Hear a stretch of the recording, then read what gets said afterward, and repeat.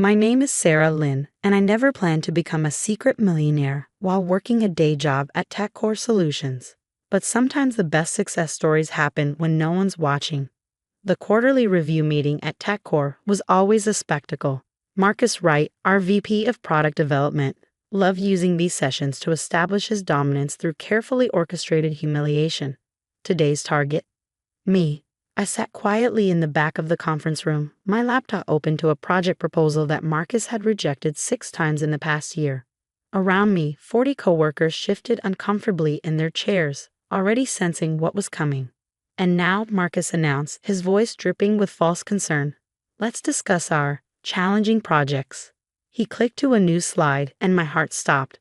There on the screen was my proposal for an AI-driven personal finance platform. Sarah Lynn here. He gestured toward me with an exaggerated flourish, has spent countless hours developing what she calls revolutionary financial technology. Would you like to explain to everyone why this project has failed to meet even basic viability standards? I felt every eye in the room turn to me. 3 years ago, this kind of public shaming would have made me crumble. But that was before my late-night coding sessions turned into something bigger than anyone at TechCore could imagine. Actually, I said calmly, closing my laptop, I prefer to wait until tomorrow. The timing will be better then. Marcus's smirk widened. Ah yes, always waiting for the perfect moment. This, everyone, is why some people will never succeed in tech. They can't execute. They just dream. The room filled with nervous laughter. Marcus lived for these moments, building his reputation on crushing others' ambitions. What he didn't know was that his repeated rejections of my project had been the best thing that could have happened to me. It started 3 years ago during my first pitch to Marcus. I developed a prototype AI system that could analyze personal spending patterns and provide customized financial advice. The technology was solid. I'd spent 2 years perfecting the algorithms during my MIT graduate studies. This is amateur work, Marcus had declared, barely glancing at the documentation. Financial technology requires experience you clearly don't have. Stick to basic coding tasks. That night, I sat in my small apartment staring at the rejection email. My phone buzzed. A message from my former professor, Dr. Chen. How did the pitch go? I called her, fighting back tears as I explained Marcus's dismissal. Her response changed everything. Sarah, remember what I taught you about market disruption? Sometimes the biggest opportunities come disguised as rejections. If your current company can't see the potential, maybe it's time to build it yourself. But I don't have the resources, I protested. Starting a fintech company requires millions in capital.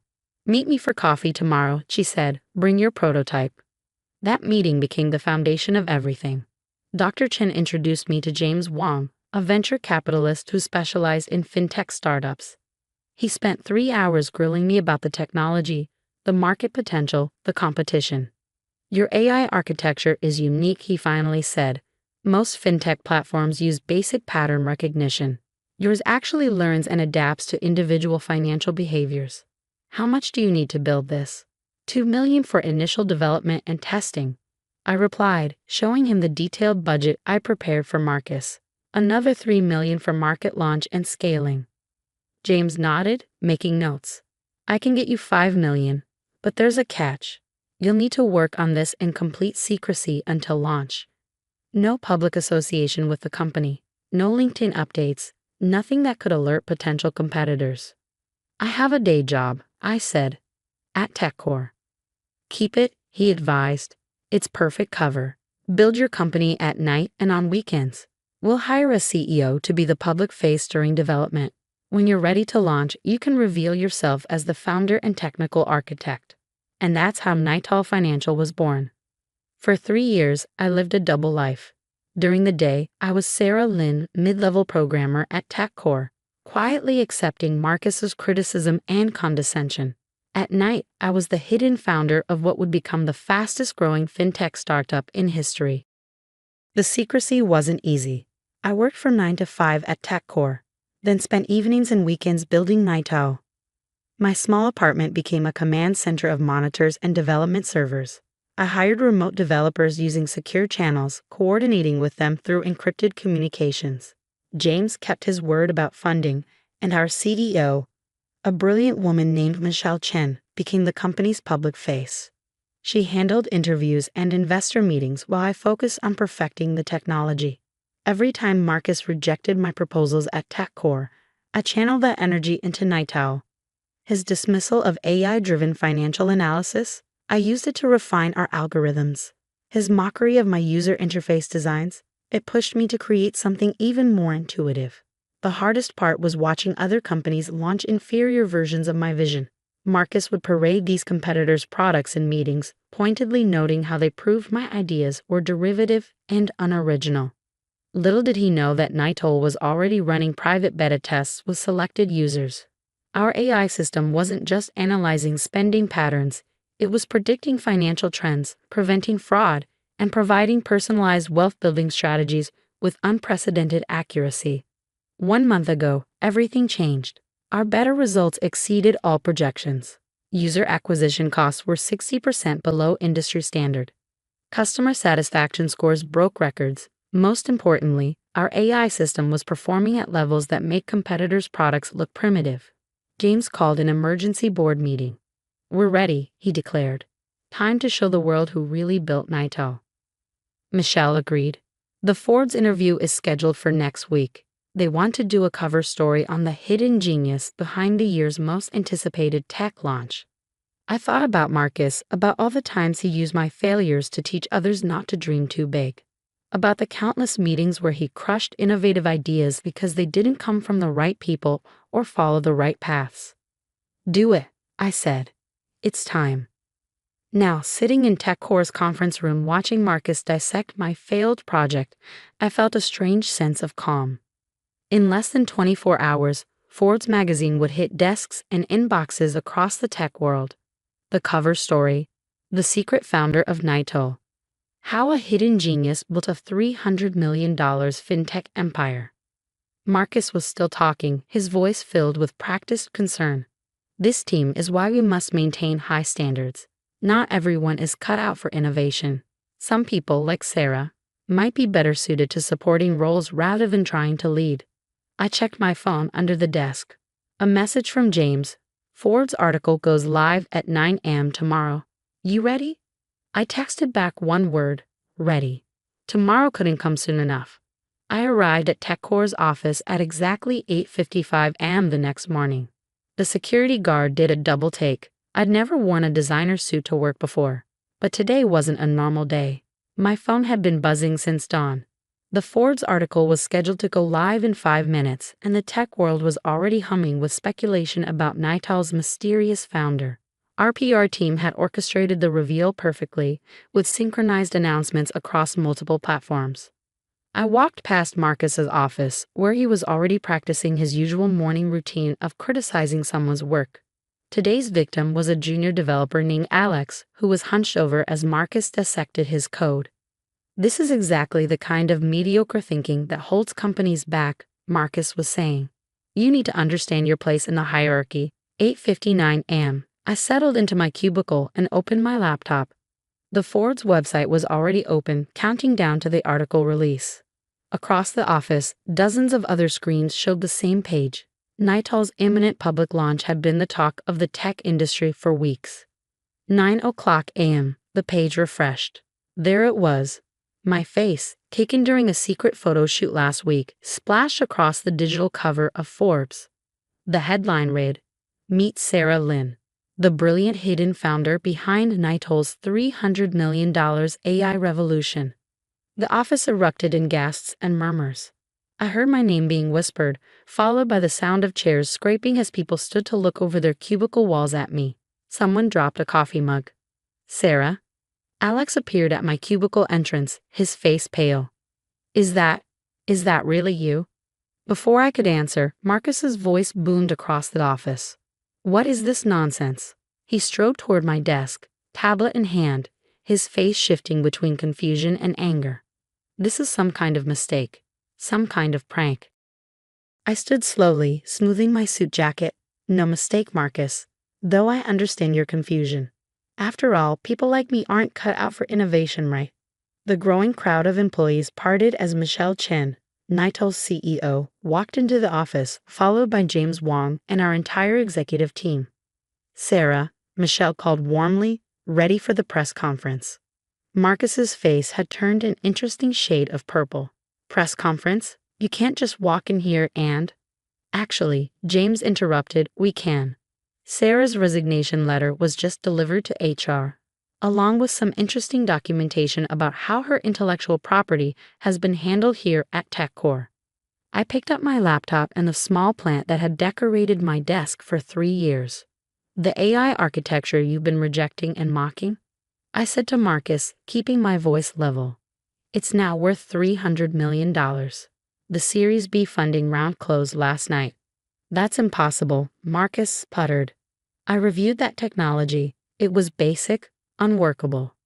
"No," I corrected him. "You dismissed it without reviewing it. Just like you dismiss everyone who doesn't fit your narrow view of what success looks like. The difference is, I didn't let your rejection stop me." Michelle stepped forward. "Perhaps you'd like to see the real numbers?" She handed Marcus a folder.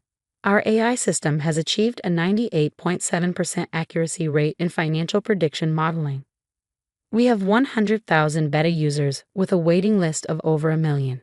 Major banks are already negotiating licensing deals." Marcus flipped through the papers, his hands shaking slightly. But you work here. You're just a what?" I asked quietly. "Just a junior programmer? Just a woman in tech who should know her place. While you were busy teaching everyone what failure looks like, I was building something revolutionary." The office had gone completely silent. Every eye was on Marcus as 3 years of his carefully constructed authority crumbled. "Your project proposals," he managed finally. "They were deliberately flawed. You submitted weak versions to avoid suspicion." I smiled. "Now you're getting it. Every rejection just gave me more time to perfect the real system. Away from TechCore's claims on intellectual property. Away from your mentorship." James cleared his throat. "Speaking of intellectual property, our lawyers would like to discuss your company's pattern of handling employee innovations. We have documentation of several other instances where viable projects were dismissed, only to mysteriously resurface later under different names." Marcus's face went from purple to white. "Sarah," Michelle called from the door, "the Wall Street Journal is waiting. Shall we?" I turned to my now former colleagues. "For everyone who's had their ideas dismissed, their innovations mocked, their potential denied, remember this moment. Success doesn't always look like what others tell you it should." As I walked toward the door, Alex stepped forward. "Sarah, that financial tracking system I've been working on in my spare time, would Nitol be interested in taking a look?" "Send it over," I smiled. We believe in evaluating ideas on their actual merit. The next few hours were a blur of interviews, photographs, and congratulations. Nitol's stock price soared as the market responded to the revelation of its founder's identity. Tech blogs exploded with analyses of how a stealth founder had built a financial AI empire right under the industry's nose. But the most satisfying moment came that evening when I returned to my apartment and found an email from Dr. Chen, my former professor. "Sarah, I just watched your press conference. You didn't just prove them wrong, you showed everyone a better way to be right. Your success isn't just about the technology, it's about proving that innovation can come from anywhere, if we just have the courage to persist. Proud of you, Dr. C." 1 week later, Nitol moved into its new headquarters, ironically in the building right across from TechCore. I had insisted on floor-to-ceiling windows in my office, with a clear view of my old workplace, not out of spite, but as a reminder. On my desk, I kept a frame containing Marcus's last rejection email of my project. Next to it sat the Forbes magazine cover. Between them stood a small plaque with words I'd had engraved after our launch. "Success isn't about proving others wrong. It's about proving yourself right." The aftermath was more significant than even I had anticipated. Marcus resigned from TechCore 3 months later, after an internal investigation into his handling of employee innovations. Several former colleagues joined Nitol, bringing fresh ideas that had been suppressed under his leadership. But more importantly, our success sparked a change in the tech industry's culture. Other hidden founders began emerging, sharing stories of building their dreams while working day jobs. Nighthall established an innovation fund specifically for overlooked entrepreneurs, focusing on those who have been told they didn't fit the profile of success. Last month, I was invited back to TechCore, this time as a keynote speaker for their new innovation initiative. Standing at the podium where Marcus once held his quarterly review meetings, I shared the real lesson of my journey. Innovation doesn't care about titles or authority. It doesn't follow org charts or hierarchies. Real innovation often happens in the shadows, driven by people who refuse to accept artificial limitations. Success isn't given, it's built one rejected proposal at a time. Yesterday, a young programmer stopped me after a conference presentation. She asked if I regretted not revealing Nighthall's success sooner, if all those years of hiding my achievements were worth it. I thought about the look on Marcus's face when he saw that Forbes cover, about the message my story had sent to every overlooked innovator, about the changes it had sparked in corporate culture. Sometimes, I told her, the best revenge isn't proving others wrong. It's proving that their entire way of judging success was wrong. That takes time, patience, and the courage to work in silence until the right moment. Nighthall continues to grow, now valued at over $1 billion. But our most valuable asset isn't our AI technology or our market share. It's the culture we've built, one where ideas are judged on merit, not source, and where innovation can come from anywhere. As for Marcus, I heard he's writing a book about recognizing hidden talent in organizations. I call that ironic, but sometimes the best lessons come from our biggest mistakes. The plant from my old cubicle now sits in Nighthall's lobby, next to a wall of patents and awards. It's a reminder that growth happens even when no one's watching, and sometimes that's exactly when it happens best.